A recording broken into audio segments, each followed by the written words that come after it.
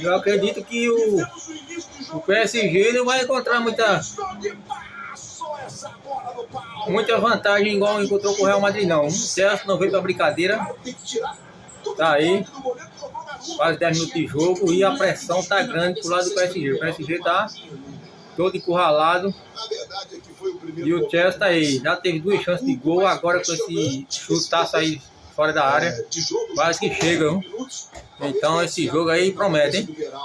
É uma pena não ter um brasileiro aí na final, mas bora ver aí quem vai levar melhor, né? E aí a França contra a Inglaterra, ver quem levar melhor. Mas até agora o Chelsea tá botando aí pra o PSG para ficar encurralado, hein? Tá jogando muito o Chelsea agora. Aí, só contra-ataque.